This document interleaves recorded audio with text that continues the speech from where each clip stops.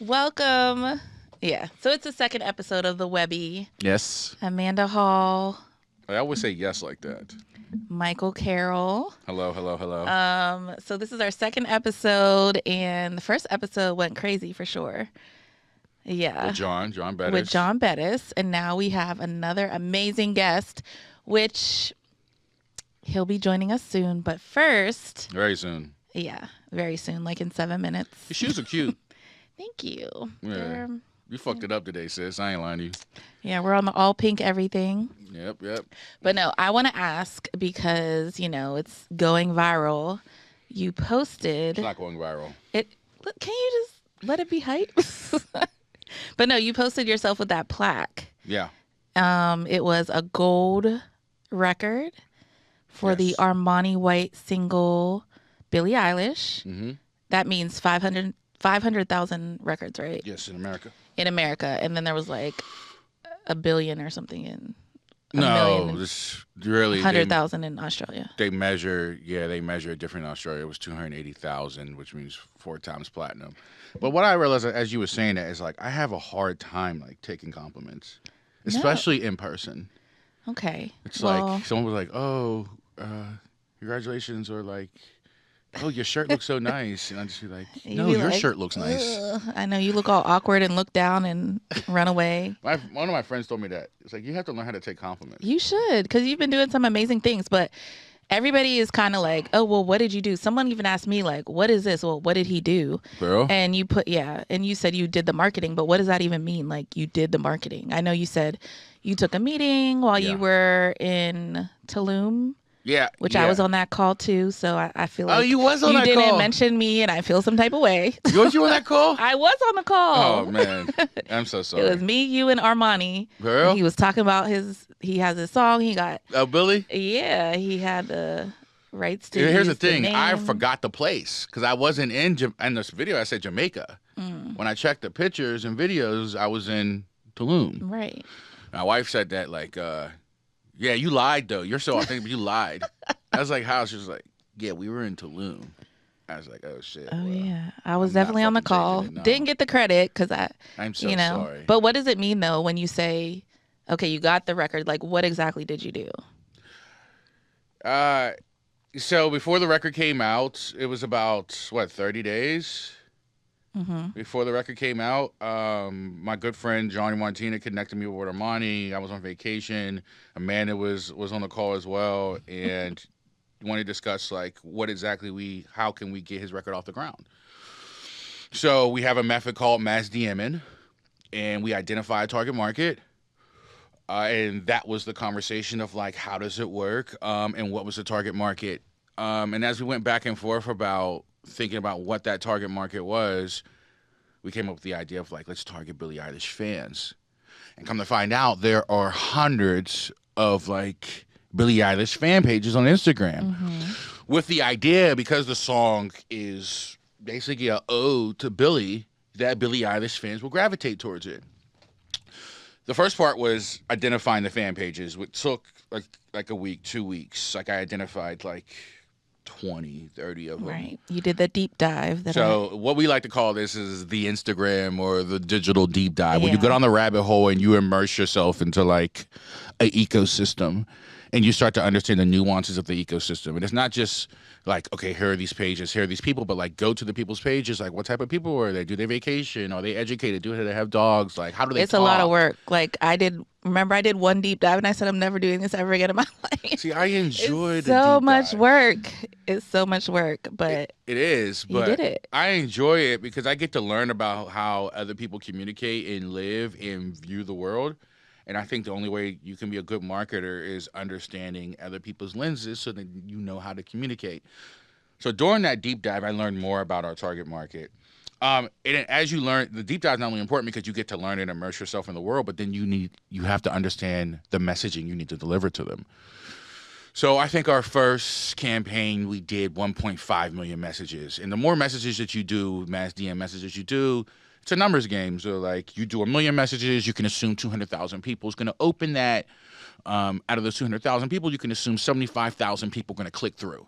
The moment that 75,000 people click through to the message and go to like whatever your destination is, and if that's your Instagram, Instagram will immediately recognize. And this happens within, when we were doing it in 2022, it would happen within 48 hours. And some of our orders were smaller. So if we did like 100,000 DMs, we would assume 10,000 people within 48 hours would click through. The moment that Instagram recognizes 10,000 people, they're like, ooh, this guy is going crazy. He's a valued member of our community. He is posting incredible content. Let's amplify everything that they're doing. So the 10,000 people would come through. Your engagement rate immediately would go up. You would start hitting the Explore pages, and everything would ramp up. Now, that's the first part of it. So we sent way more than 100,000. We sent 1 million DMs. With the numbers game, it trickles down. 200,000 people would click through. 100,000 people, 75,000 people would actually like the content. 25,000 people would actually engage and like. 15,000 people might comment. 10,000 people might follow you. Right. So it keeps going down and down. That's one of the parts of it. The other part of it is there is a long-tailed, a long fuse to the marketing. Whereas though, yes, you'll have that immediate engagement of like 48 hours. People check their messages all the time. Right. You'll also have people who don't check their messages. So over the course of weeks and months, you'll still get engagement as they check their messages. And it's very important. And the reason why the deep dive is so important, because I was one of like maybe 100 people in the world at this time that like knew how to do this. I know the other people in the community, and we would all talk and problem solve. But the reason why I feel like the way we were so successful, Amanda, in doing it was that we did the deep dive. They would just send the message. So a lot of times, the algorithm would notice this is very robotic. Right. But like we would do the deep dive and speak how they would speak. So instead of saying, buy my product in the message, we would say, hey, my sister just listened to this incredible song that's about to come out called Billie Eilish. Emoji, emoji, emoji. I think you should check it out. I think I seen you the other day at the grocery store. So people would open the message and they would think, oh, this is spam. Wait, hold up. Your sister, groceries. Right. The moment you catch your attention for 10 seconds, you have them. Then if you get them to click through, then you're triggering the algorithm. So the first campaign we did, his page went from like 5,000 followers. I think at the time he had like 6,000 or something. It was low following. It was definitely low. Yeah, it was low. And I think it went from like 5,000, like 10,000 followers, 15,000 followers, something like that. And he was getting a lot of pre-saves. And then we did another campaign with him on the day that it came out. He was like, yo, it's going crazy. Like, we got to do it. He doubled his order. And we did that with the same process, deep dive in Billie Eilish fan pages. He doubled, I think it was like 2 million DMs this time. And what I realized in my deep dive is like a lot of those people were from Australia. I do remember that. Why? How did you get to Australia? Because you could tell. Well, I think Billy just has a fan base in Australia. But as you do my deep dive is like every fan page I go through 100 Instagram pages at least. And like I know it sounds crazy, but like I would do it in like in the bathroom, like on the toilet or like in my bed or like. I would set aside time. Right. It was in Australia. So long story short, like we did another campaign and then we didn't hear from him. One of my good friends from West Virginia, shout out to Mikey. I don't want to mess up your last name. I love your whole family. We shot the Risky Kid video there. At his mansions, over there in West Virginia. Mikey shot his music video. At this time, I'm like, it's like a month or 2 months later, and I'm like, it looked like he got a label budget now. Like, oh, snap. Like, it looked like he got signed or something. Right. I hit up Mikey. I'm like, Mikey, it's a situation. I'm just dealing with the manager, but it's official. Yes. And then before you know it, one day I'm just walking down the street and I'm just hearing the song everywhere. And then I'm on the internet and I'm hearing it. So. And once it hit TikTok, it went crazy. It went fucking bonkers. And like, what I said on my video yesterday was just like, I don't think I'm the sole or this company or me and Amanda are the sole, we're solely responsible for Billie Eilish's success. Like like Armani White's an incredible artist. One thing about Armani White is he did content every day. Right. Like he was on it. Like I remember looking at his page and I was like, oh, he's like on his content. It wasn't like, because a lot of people we would have who took meetings, they were like, I don't like Instagram. But he was doing his thing. So yeah, and we did a lot of campaigns with a lot of other people. But the fact that he like was on it, like, and also he's an incredible artist. Right. And it was an incredible song. I believe that we were the company that got it off the ground, but I do believe there were other people after that took it. But I think it caught. Right, yeah. Yeah, it caught. And, you know, we're having one of my mentors, he's about to walk in now, but I posted a picture of, like, the plaques, and he kind of, like, was like, yo, like, I think you're in a place where, like, you're talking about your wins, and maybe because of your position in your life, like that's where you're at. He's like, but you got to take people to the process. And I remember there was a time in my life where I did that. Like I did talk and was vulnerable and like talked about the process. So yesterday I made a video and just was like transparent, like, hey, I'm not rich. Like, hey, like this wasn't even really meant to happen. Like, yeah. And you know, music is a love-hate relationship. Like it's been very traumatic, and like I've had dealings with like a lot of situations that have made me feel like I didn't know what the fuck I was doing. And I've been going back and forth with that. You know, so, and I think the plaque was like, yeah, it's a trophy, it's a symbol, and like low key, like it means nothing, but like for me, and I think for other people, it's a signal of like it does. So yeah. Well, thanks for explaining that. And I think our guest is here, our first guest. Steve, what's going on? Speaking of, what's up, my guy?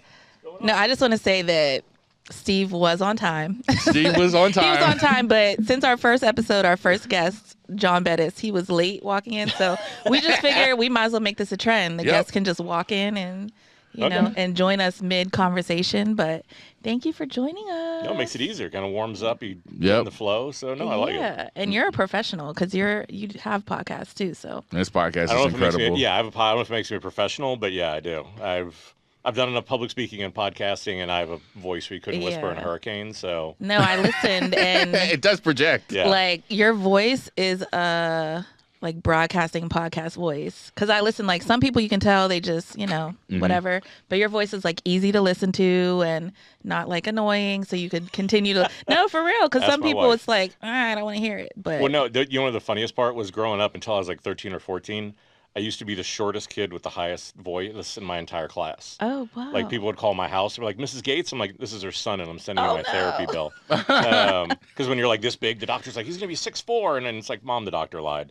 And then the height went up and the voice went down, and it was just I can't even imagine you was a short kid. Yeah, I was, like, short, like, kind of spherical, like, real squeaky voice. Like, real? Yeah. And then it all just sort of stretched out. You grew up here in Pittsburgh? Yeah, born and raised here in Pittsburgh.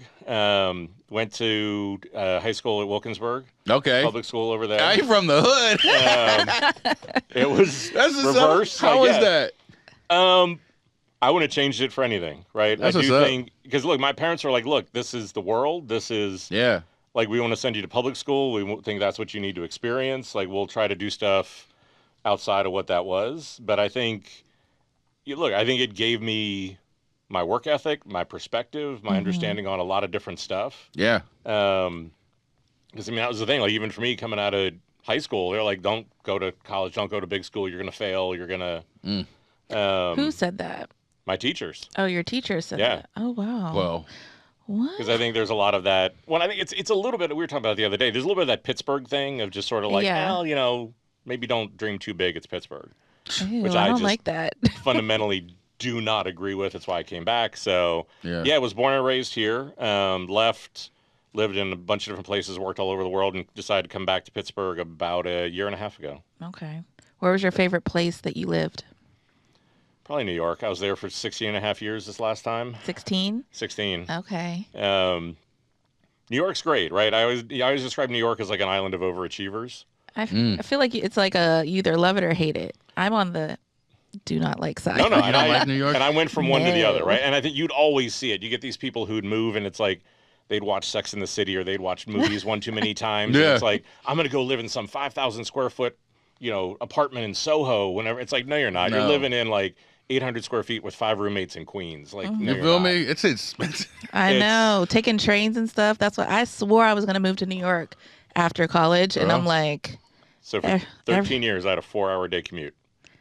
On the train? Yep. Yeah, I remember you and Whitney were telling me about that. Yep. It cost about $70 a day. Yeah, 4 hours a day. But it's almost worth it because you didn't have to pay to live in the inner city, right?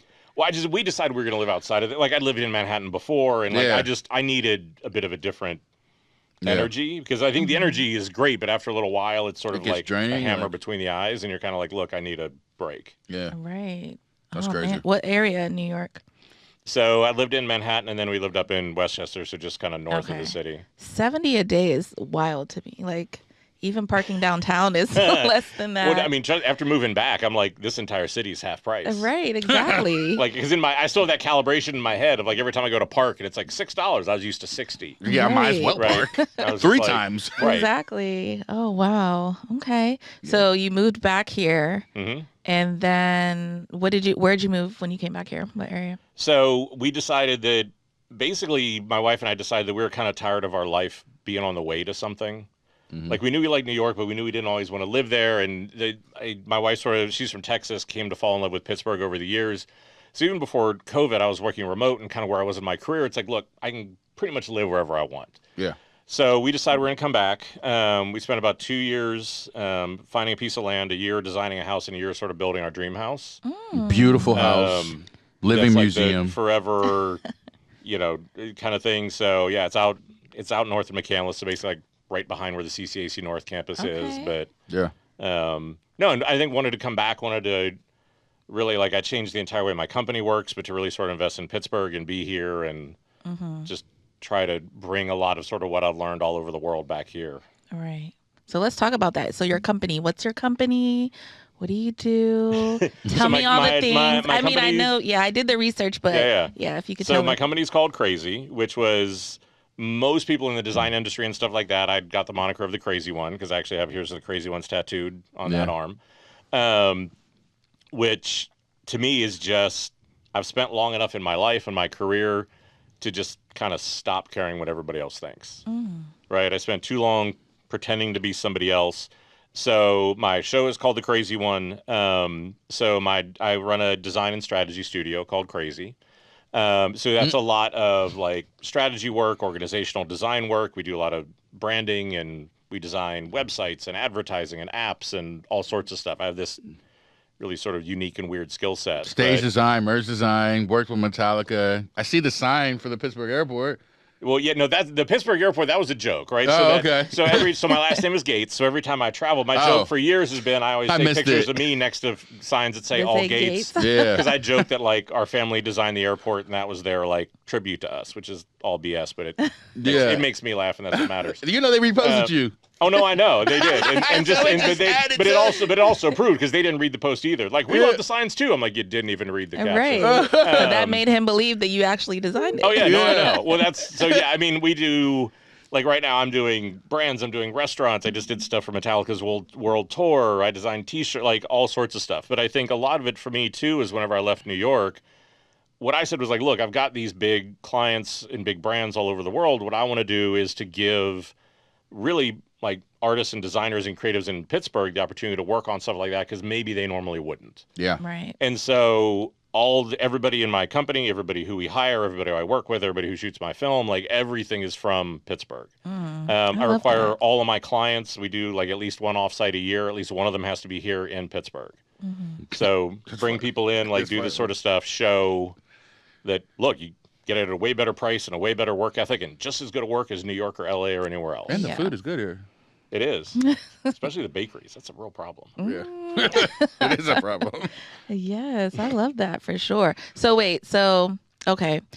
Why, first of all, how did you guys meet? Because I never met you until today, but I want to know why Mike wanted you to come on here. Like, how'd you guys meet? So we sat down at a table together, and that was how we met. A random table? No. So for years and years, so I've been a big, like I love street art, big into art and stuff like that. So the artist Cause, who has a show here at the Warhol, I've known him since he was Brian Donnelly, before he was actually Cause. Oh, that's his real name? Yeah, so he's like, and he looks like a Brian when you know it. Yeah, it's like, it makes Cause sense. feels a little more streetwise, and whenever you see him, it's kind of like, huh. That's crazy. So yeah, I knew him as Brian. Collected his stuff for years, so whenever they did the gala here, it just felt like serendipity, and there's a lot of people, old friends from New York, and that we knew. So they had a gala to sort of celebrate that, and we both sat down at the same table. Okay. So it was me and my wife and him and Fed, and like that was... Yeah, it was a good day. And it was just... It's one of those things where for me, I just have always been, there's certain people where it's like game recognizes game. Mm-hmm. I don't care what you do, like no matter what that is, there's just kind of and I think we hit it off and kind of went from there. Right. It was easy to talk to him. You know how it's like new spaces with people I don't know, like, but I was talking to him and his wife, Whitney, shout out Whitney. It was just like it flowed. You know what I'm saying? And I just connected with him after, and then I was like, holy shit, this fucking guy's different.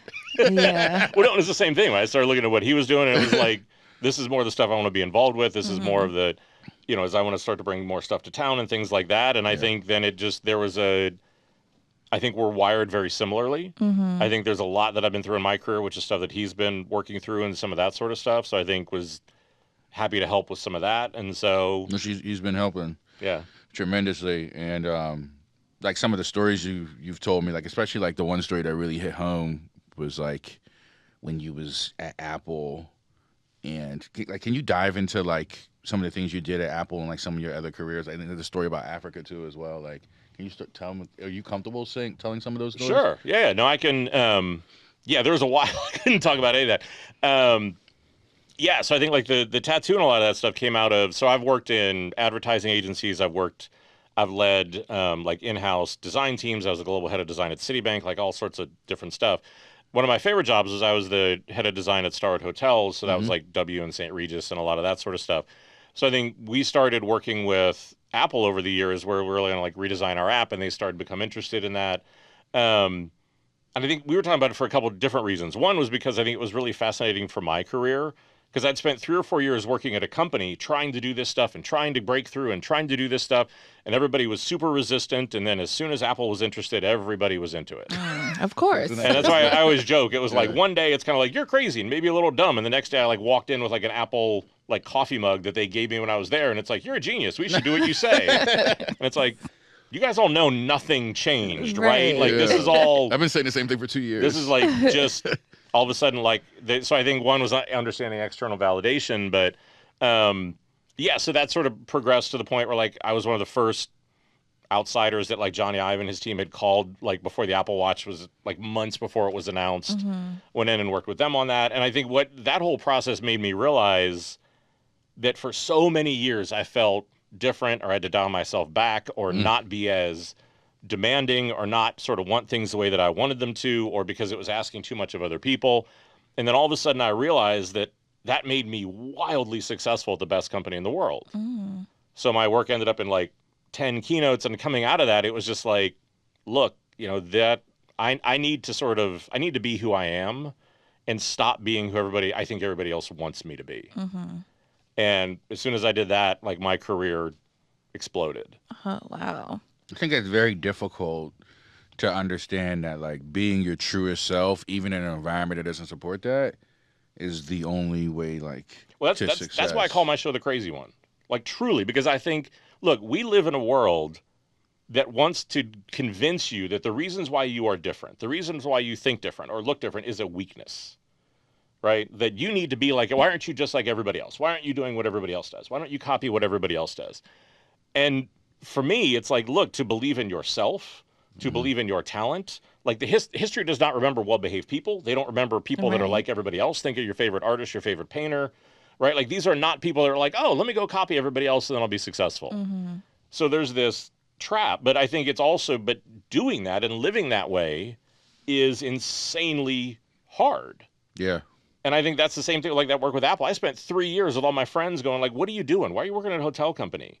Like, you're going to end your career. Like, that's dumb. Like, hotel rooms, seriously? And then our work was in the first Apple commercial, and they all went, are you hiring? And it's like, okay, it's just because you couldn't see it for 3 years doesn't mean it wasn't right. Yeah. Right? So I think that's what my whole platform and message is like, look, what makes you different is your strength. Yeah. Believing in yourself, saying that, look, I want to be different. I want to do whatever that means you're going the right way. Yeah. But everything else is probably going to make you feel like just blend in. Where do you get I think for me as I'm learning and growing and even younger, where do you get the courage to like embrace like and understand that being different might be the way to like your goals or your happiness or your peace? Like I think that process, like finding that courage or that understanding that, because some people just say, well, the world wants me this way and this is why I needed to be successful, then this is what I'm going to do. Like, what was that moment for you? Like was it younger? Like where? No, it wasn't. I think that was the thing, right? Like I was in my mid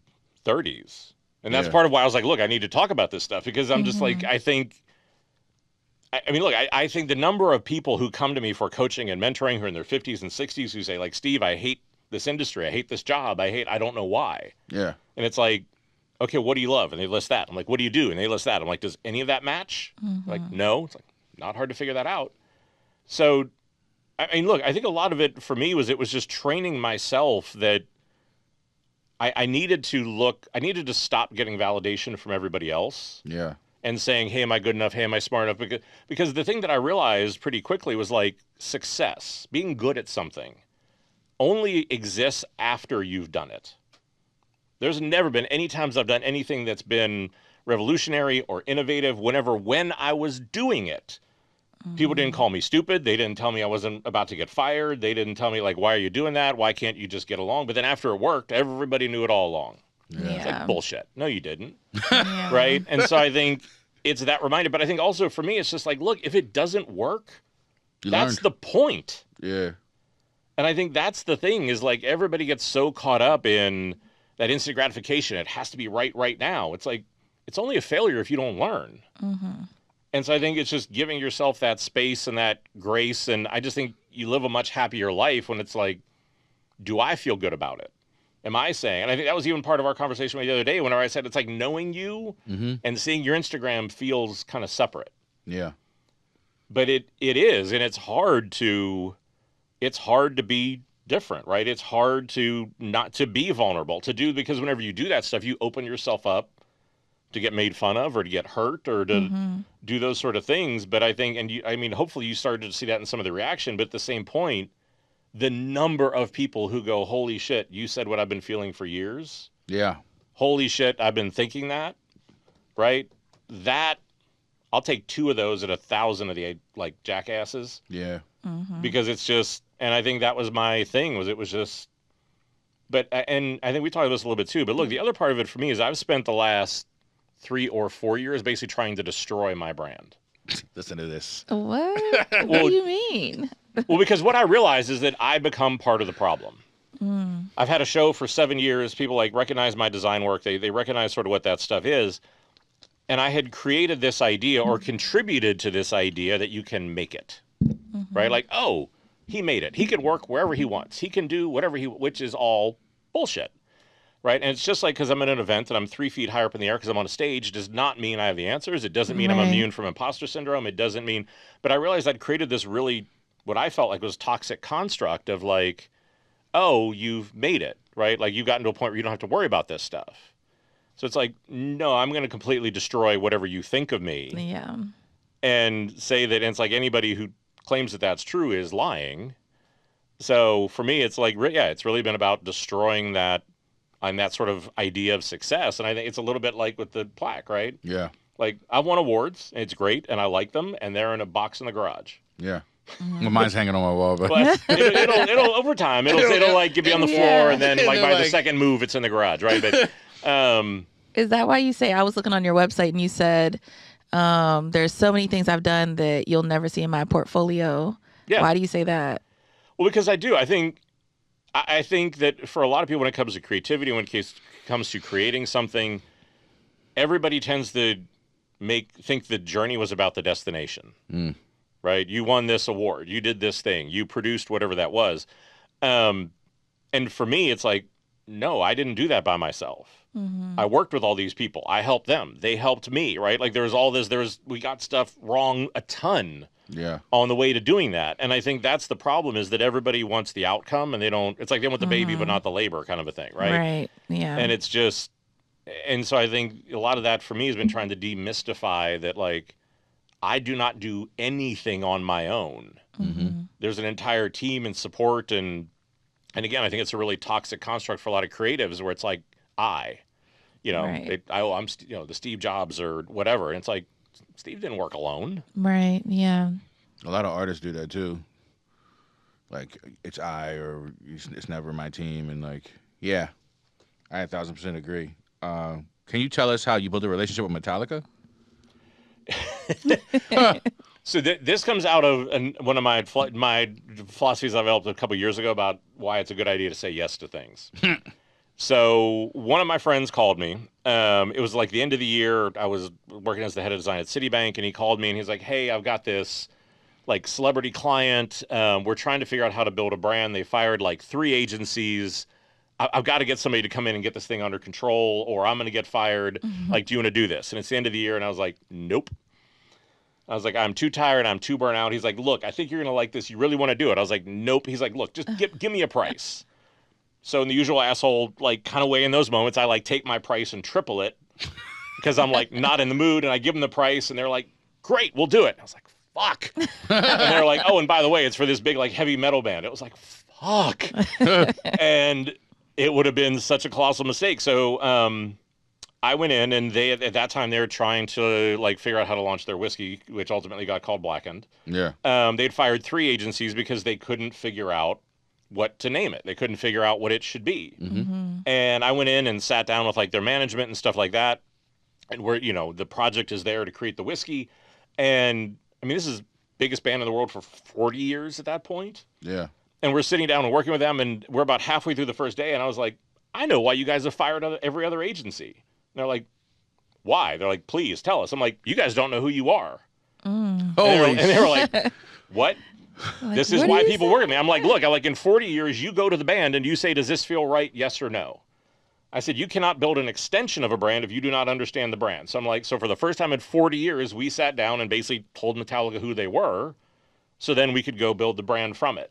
And so coming out of that, I've worked with them for the last 7 years on everything for their whiskey, their cigars, and we do stuff for the world tour. We do, it's this extremely close-knit, tight family around them. They're probably the best clients I've ever worked with. I mean, as artists, you can see why they have been so successful for so long. Yeah. Because they operate as like 84% of the planet knows who they are.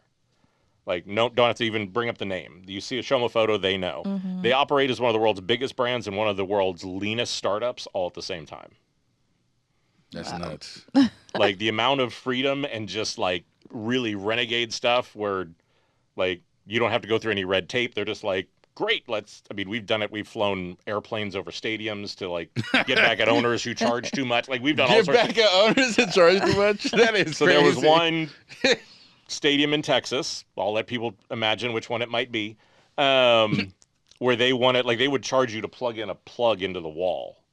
And every other stadium that we went into, we do the advertising, and we do like the advertising around the rings in the stadium and all this sort of stuff, and they would just let us do it. Well, this one particular stadium wanted almost 6 figures worth of money to advertise there. So the band was sort of like, "Look, like, that's ridiculous." They're like, "Just figure something out." So we had one night, and we found a guy in that city in Texas with a plane, and we designed a 100-foot by 30-foot banner with our brand name on it. And we gave him $1,500 that covered gas and tickets to both shows for him to fly for 4 hours a day over the stadium. And we paid not a dime to the venue. Yes, I love it. Did they say anything? Oh, yeah, they said something, but also, like, the band, they kept going out and photographing it. Like, it was this complete, like, kind of, like, underground, like... That is hilarious. Kiss it kind of moment. But they were just like, "Great, like, yeah, like, great, get a plane, sure." Yes. And, like, there was no discussion, no red tape. It was just like, "Look, we trust you." You dealt with, like, some red tape at City, and you found a way to work through that as well. Oh, yeah. I mean, I've worked at companies where, like, politics is a blood sport. Yeah. Like, it's... And I think that's honestly why I've chosen not to work at a lot of those companies anymore, because it's just... I got really, really tired of seeing the number of people that could have a really well-paying career on no skill outside of, like, kissing ass and occasionally hitting a deadline. Yep. Yeah. For sure. So yeah, I'm that guy, right? So I'm like, yeah, and I have, and I think I've definitely come to see that like creativity and corporate culture do not coexist.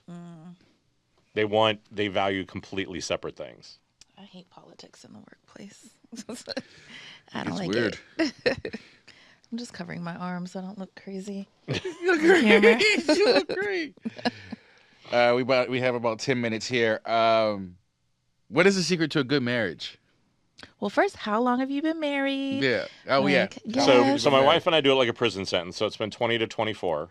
We've been married for 20 years. We've been together for 24. Okay. 20 years is crazy in this day and age. It's even, sure. I know, it's like you did. It's even crazier when you're like, we could have a 21-year-old child. It's like, oh God, I feel old.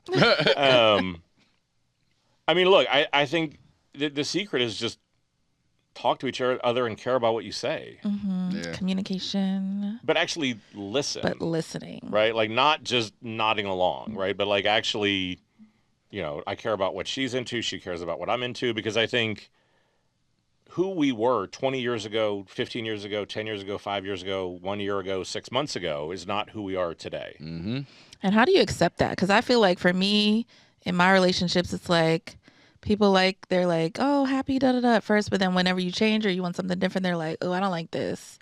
Like, how do you adjust and, like, grow with that person? Well, because I think in a lot of cases, people marry the idea of somebody, not the actuality of somebody. Oh, I say that all the time. Right, and I think because, like, there's always that joke that, like, women marry men hoping they'll change and men marry women hoping they won't. I told you. Which, yes. But I think it's just, you actually have to invest, right? It's not like if you just want like the Instagram, like if there's times it's going to be great, there's times it's going to be hard, there's times when you're going to be tested, there's going to be, but I think if you just come back, talk, care, like it's not hard. I think it's hard when you look back at it. Yeah. But it is, and I think a lot of people, it's like, oh, you had 20 years. It's like you did a magic trick or something. No, for real, it is. It's like...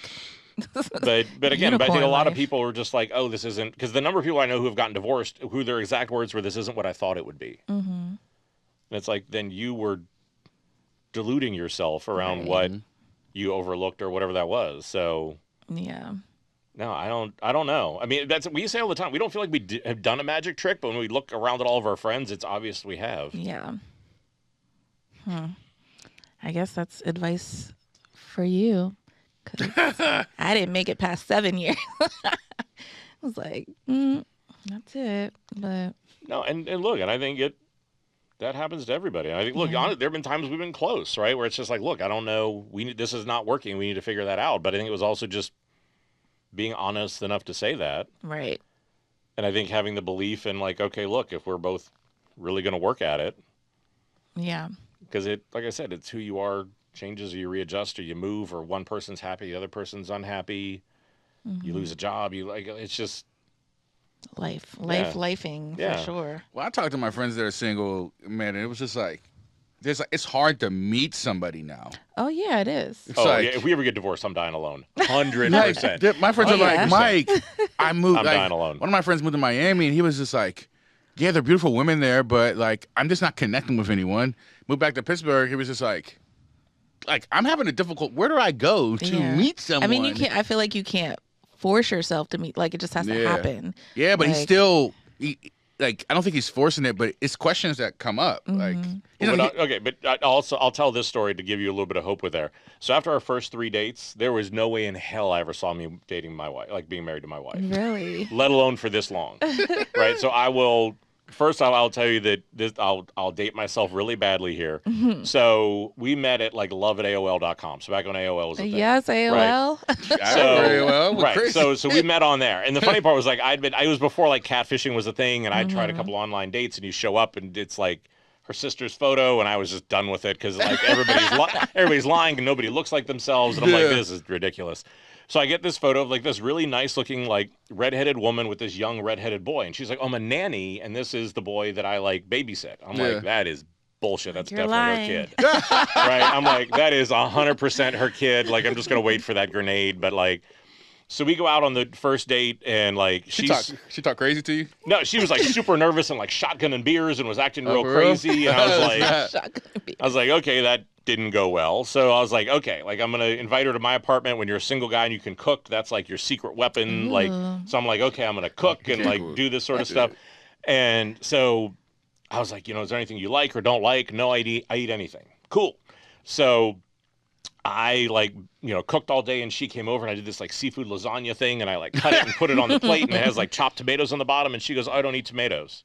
And it's like, but you said. So what part of I eat anything was not the case? I'm like, here we go again. So then I was going to do dessert, and she's like, just so you know, if it doesn't look like the photo, I'm not eating it. And I was like, okay, yeah, so this is. She sounds like me. Yeah, I'm like, okay, so this is not. So I was then sort of like accidentally on purpose busy, which I sort of was, but I was like busy after, because I'm like, I'm not going back to this well the third time. Like, I've seen this twice. I've seen this movie. I'm not going back. And so she just calls me one night out of the blue, and she's like, oh, I'm in your neighborhood. And I'm like, you live like an hour. There's no way you're in my neighborhood. But I'm like, okay. She's like, I just want to drop something off.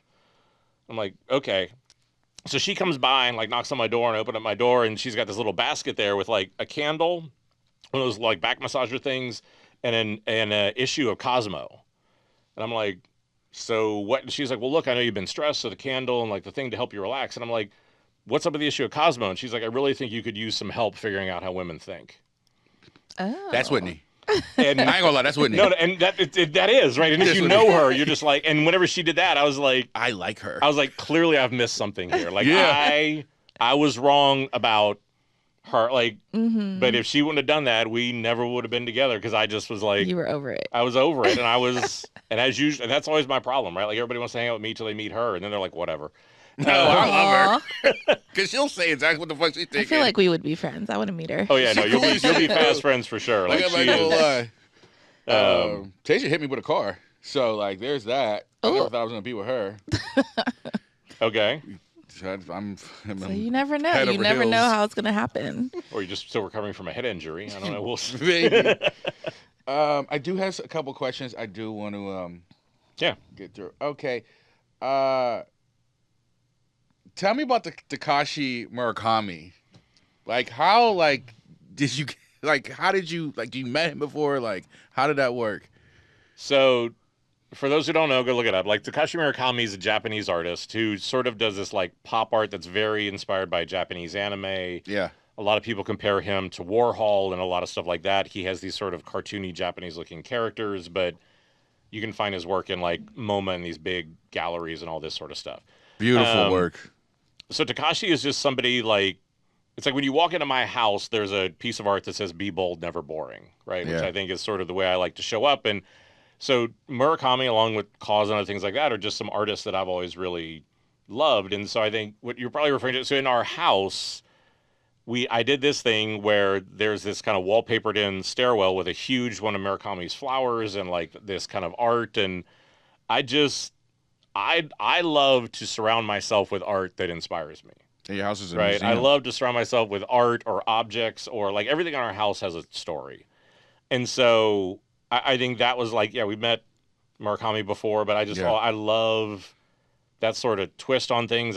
He's just this very vibrant, very living out loud, kind of quirky artist who has sort of really worked his way into culture, and like he's a big part of sneaker con, like a lot of these this is one of the most famous artists in the world. So when I see it, I'm like, oh, you met him before? Like, well, but a lot of what it is to me is, again, I think there's that, like the number, like most of the art that is in our house is because I've walked to a street artist on a forklift in like a street somewhere. Yeah. I have run into them on the street. I have DM'd them on Instagram.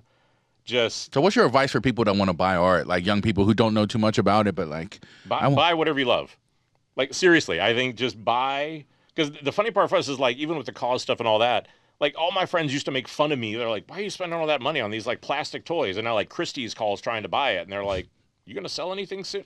So again, it's like another one of those things where it's just, I'm like, look, I don't care if it's cheap, I don't care if it's expensive, I don't care if everybody else loves it. If you love it, buy that. I need that. I need some art in my house. And I think that's always been, like, we have just been fortunate that the artists who we gravitate to and we have collected have turned into big deals. Yeah.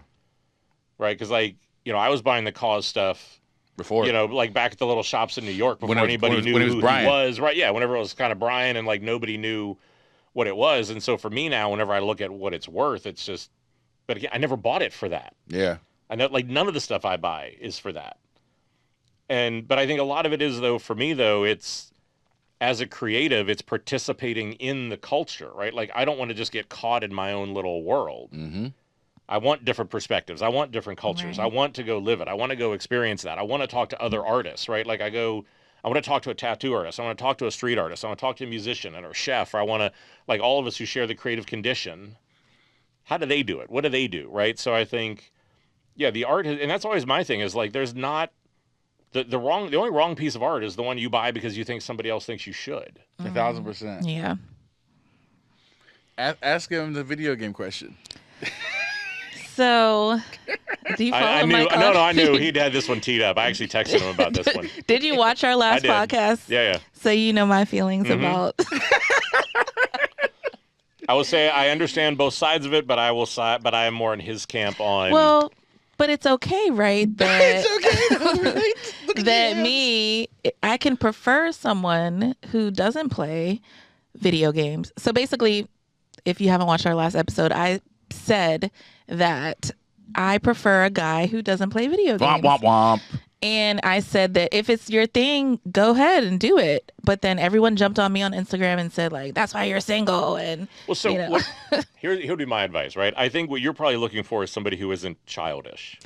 Yeah. Right? Because I do think there are guys and there are men who are still stuck in like being in their mom's basement and they play video games and that's... And it's the amount of... It's the amount of time, too. But you're also here doing this. Yeah. Right? Like you can prioritize someone in your life. Yeah. So that's why I said, I do think, I see your point. Too. Yeah. Right? That like, look, and I think like, and that's again, one of the reasons why we've been married for 20 years is like at 9:00 every night, my wife goes upstairs and she watches the Real Housewives of I Don't Care and whatever it is that I can't stand. And I can work or do PlayStation or whatever I want, and we have our moment apart to be able to do that. That is okay. Right? Like, but that's what I'm saying. But there is a set time for it. I'm not like, no, we're not going to dinner because some new game came out. Yes. Well, or I'm going to put like my career ambitions on hold because... Sorry. What are you stuttering about over there? He would not go out to play a game. He'd rather be inside playing. There are moments, like it's for me, I need that escapism. I need that release. I need something to take my mind. Is it something? Because no, I don't think we need therapy. But look, it's like when you're dealing with creative stuff or people or complicated situations or highly emotional things, I think escapism. Like this is why there are a lot of drug addicts in this industry. Because I need a pressure release to reset my mind, or because like. I mean, like, this is why I can't go to, like, a beach on vacation. One, because I burn, like, unless I wear paint, I burn like you wouldn't believe. But also because, like, I lay on the beach, like, can I be laying on this beach better? Should this chair be in a different position? That umbrella doesn't look very good. I wonder what would happen if I redesigned that umbrella, right? Like, I can't, it's just, there's not an off switch. Yeah. So, that's what I said. So, I understood, I think a lot of people may have got caught up in the delivery. Yeah, because I was like, it's childish. And I think you kind of lumped a lot of people together, but I definitely get your point. Because, I mean, look, I think if you're going to be in a relationship with another person, if your PlayStation is more important than your person, right? That's the issue. And I think, you need to look at some things. I have a friend who her husband would like, the baby would be crying and hungry, and he would be like, "Can you just get him right now? Because I got to finish this game." Like that. And that's a bigger issue. Yeah, like that's nothing to do with video games. Well, but that's what I mean. But that is the point where it's just like if you're using that as an escape or an excuse, no matter what that is. And like I said, I do think that there are, because look, I know people who go to, who do cosplay or go to Comic-Con or do like engage in that world. Right. And a little bit. And you can still sort of be, but I think it's kind of keeping it in perspective. Right, so that's what I would say. Don't be that quick to judge. Understand what are the boundaries around it. Yeah. And like I said, I think if there are healthy boundaries there, no matter what your age is, it's okay. Yeah. So if a guy came up and was like, "Yeah, I love playing games," I'd be like, I mean, I'm not gonna lie. That might be a man of your dreams. But I was gonna. But look, I'm not. But I'm with you on that one, right? Because like if that's your lead off, right? Like if that's your like number one selling point is like I play video games. You're like not. This is what I'm doing with my life, or like just like talk about you, whatever that is, or like family if or something, right? Like if that's if that's the lead off, run 100, like run the other way. Yeah, especially our age. It's like we're too old for that. Nothing else going on. Yeah, maybe when we were younger. Where it's just like, I've got laid off from wherever for the third time, but like, my Call of Duty score is really killing it. Like, salute to that person. I know. There's one thing I did. She just won't be with them. She won't be with them. I won't. They won't even get a date. I'd be like, I gotta go. I did want to ask one thing. Mike was telling me, where did I write it down? Oh, yeah. So Mike was telling me that you had a conversation with him about, just really doing what makes you happy. And I guess this is really for me. I need this from you, advice on how you find your happiness and still pay the bills. So. Yeah. No, and I think we were talking about this because on the one hand, like I'd said, there's a whole generation where Oprah and other people screwed up because it's like, follow your bliss. And nobody ever said, like, what if you suck at your bliss? Right? Like, what if you can't? So I think a lot of it for me was, this is something I've really struggled with about how do I accept who I am? Because like, look, for me, leaving New York, coming to Pittsburgh, leaving sort of the safety of working in a corporation to go out on my own was all of a sudden I realized, I'm like, why am I afraid to be happy? Why am I afraid to want to do this stuff? Why am I struggling with this so much? Because all that I'm really worried about is like betting on myself. Yeah. Like when did I turn into that person? And I think there was a couple things that it made me really think about. One was that I spent way too much of my life trying to be happy. And the reason I don't explain what that means, right? Because I think as you really start to study, there's like happiness and there's joy. Happy tends to be based on a target or an accomplishment. Okay. I won an award. I got a car. My show got X number of views, right? Like if something happens, then yay, I am happy. The problem with that is that it tends to be like chasing. Ooh, it happened. And then once it happened, because even for me, I realized like even the best stuff I've ever done, I'd be happy for like 48 hours tops. Yeah. And then your brain is like, whoop, throws a new target out there and you fall back down and you're chasing. So it's like I'm living 80 or 90% of my life chasing with only like these occasional little spikes. And it was just like, okay, I need to think about this differently. And so for me, it was more about joy of like, what do I love to do? What am I good at? Right. And I think it's not just what makes me happy, but it's also what makes me happy and I'm good at. Because what I've always believed is like, look, if you can find those two things, like what am I exceptional at and what am I really passionate about? People will pay you stupid amounts of money to do that. Because most people are mediocre. Most people are like convincing themselves that they want to do something else, or they're making themselves smaller for everybody else, or that's always my thing. Like, look, if you do it incredibly well, people will want that and they will pay usually very well for like the people who can do those sort of things. Yeah. But I think, again, a lot of it is that we look around to other people and it's like, well, I'm not sure if I want to be better than everybody else. Well, I'm not sure if, I'm going to do this a little bit differently. That's why I would say, like, in my work, I build brands people hate. Because the reason why I do that is because, like, if it is a brand or a person who is strong enough and clear enough around what you are and what you do and what you're good at, the people who want that and love it are really going to want it and love it. And the people who don't are going to go, not for me. Right? Like, the worst thing you can ever do in this life is to be generic. The worst thing you can ever do is appeal to everybody. But to be really good at something that you're also passionate about, it takes a tremendous amount of dedication. Oh, no, and I say this to people all the time, right? Like, everybody wants, like, I get so many young designers, they're like, how do I get your career? How do I get your results, right? They all want the results. They don't want the work. Yeah. Right? Like, for me, success is a choice, full stop. Full stop. Like, every single day, how you show up, what you do, the decisions you make, the work you put in, right? Because, like, isn't it funny how the most successful people are the luckiest?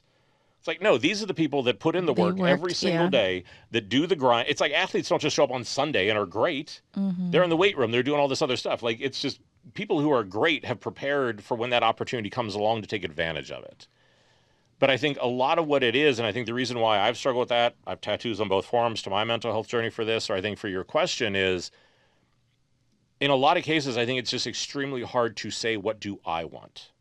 Not what does everybody else want of me? What does everybody else think that I should be? What does everybody else, like, what happens if, like, everybody doesn't accept me? And again, I think that was going back to what I said before around sort of recalibrating from that external validation to, because it's just, it gets to that point. That's why I said, like, being happy doesn't have to be a bad thing. Thinking about myself or doing what I really love or doing things differently doesn't have to be a bad thing. Because again, history doesn't remember well-behaved people. Yeah. But I think it does take, and I am incredibly aware that I am my own biggest blind spot. How I think I project into the world, what I think my impact is and what it actually is, usually isn't the same. Right. Right? Same, I've been recorded for 10 or 15 years. I'm going to watch this show and go, my voice doesn't sound that dumb, does it? Right? Like I've heard it in my head every day for as long as I've been alive. I don't sound like, well, I do, right? But I think that's the hard part, is it's just being honest with yourself to say, because I think this is the mistake that most people make, is that they will go through a career taking what an industry will give them versus moving through an industry saying, this is what I want. And I think a lot of people go off path because it's just like, well, this was the next step in this company, or this is what my boss said I could do, and it's such a subtle thing, but for me, it makes all the difference in the world, is that if you go in and say, I want to do this, this, and this, the same job can look wildly different. That's good. That's deep. Yeah, man. I've been prepared to, like, put myself in terrible positions to chase, sometimes at the detriment of my family, to chase what I feel like it's going to bring me happiness. And sometimes I guess that's not always the smartest thing, but I think it's just, and my thing is, like, I've learned the hard way, right? Everything is about balance. Yeah. Right? You're always going to have some amount of imposter syndrome. Getting rid of it is not realistic. Because the things that make me great, whenever they're kept in balance, that's what makes me great. Being a little bit insecure, wanting to work, never feeling like, always trying to be humble, being those things, right? Like, that keeps me going. Great. Yeah. If it gets out of control, then I'm afraid to share any ideas. I'm about doing those sort of things. I think life is the same thing. You know, there have been moments I have asked far too much of my wife. And that she has gone along on this ride and sacrificed more than she should at moments. I've tried to make up for it, right? But also there's that realization that, like, and I worked with sort of like a occupational therapist for a while, and he's like, you need a hobby. He's like, and your hobby can't be work, right? And so could be video games, could be, but that's a hobby for somebody who is trying to overachieve and overwork, right? So probably that would be somebody more in your wheelhouse, right? But it's about balance, right? Like because at the end of the day, being successful and having a bunch of awards in a huge house that's empty is not right. Is like, that's great, but you know, you need both, and I think that's, for me, trying to figure out how to be more of a holistic creative. It's funny. I study Robin Williams a lot, and one of my favorite lines of him was, he was like, behind every successful man is a woman rolling her eyes. And I think, like, you need the counterbalance. You need that sort of thing. And like with my wife, she has the ability to, like, we basically have like a safe word where she can come in and go, look, you're going too far. Yeah, like, we're going to take a day. We're going to go to a museum. We're going to take a lunch. Like, you need to stop. Yeah. Because you're going to burn out and explode. And I've seen this before. And like, so I've given her that power. And the same thing, to check in and just say, like, how am I doing? Yeah. Right. Like, we do that a couple times a week. Just sit in bed of like, how are you? How am I? How are we doing? What's going well? Just check in. That sort of check in. But I think, that's, and again, I think that comes back to like that whole Crazy One platform, like saying, this is who I genuinely am. This is what I want. This is what I need to be happy. Because I think, like, and that was why I said, like, even when you made the comment about the video games, I honestly, there's a part of me that really respected that, because it's just, there's a line and a perspective. Boo. Can you let him agree with me? But that's why I said, I agree with both of you. But look, but I think for most people who are just like, okay, well, you know, that's going to drive me crazy or whatever it is, and it'll probably blow up at some point, but for now, whatever. Yeah. So. Yeah. At least I know what I want. Yeah, here's what I would tell you to do, right? Is the trick that I tell everybody who's trying to go through you're going through. Go out to your coworkers, your friends, those sort of things, and then just ask them to describe you in 3 words. No description, no anything else, just 3 words. Because I think getting that sort of external perspective around what is your impact, and it's just 3 words of how do they feel about you? What do they see in you? I think that usually is a really good way to get some perspective on what makes you happy and what are you good at, and use that as a starting point to just say, look, this is what matters. So say, like, what do you think about me when you hear my name? Ambitious, intelligent, the life force of a room. Yeah. Those are the 3 things. Okay, but what does that mean to me? Like, what do I do with that? Well, so I think, like, in that case, I think one, it's understanding that whatever the jobs that you're in or whatever you're doing, you have to be able to continue to grow. Right? Like, if it's just going to be the same thing over and over again, you're probably going to get bored and not want to do that. Oh, I can't wait to quit my job. Right? Yeah, I'm trying to find you something else. So I can't wait. Depending on who watches, that may happen. But I think it's more taking those things and saying, okay, this is obviously how people see me, which means there are probably things that I need out of that. Right? Like, again, if you sort of the life force of a room or whatever that is, interact with people. Like, you shouldn't probably work remote or just be by yourself all the time, right? Look. Yo, that's so crazy. Because she is the life force of the room. Like, I think I was telling you this, like, sometimes we take meetings and, like, they don't want to hear from me. They want to talk to Amanda, right? Like she moves around the room. Knowing you, that's understandable. But right here. Like, they love Amanda. Like, like, you work remote, so, like, that makes a ton of sense. See, that's what I'm talking about. That's why I be fucking with my guy, bro. Like, he be talking that shit, bro. Like, I ain't gonna lie, bro. Steve, thank you so much for coming and taking the time to bless us on the podcast. Here's to the crazy ones. This is episode 2, the Webby Podcast. 2. Any last thoughts, Amanda? No, I just appreciate you coming and giving advice and wise words and wisdom. Love hearing your story. I'm about to follow you now on Instagram. And thanks for having me. No, we really appreciate it for sure. Yes. It's the Webby Podcast. Yeah.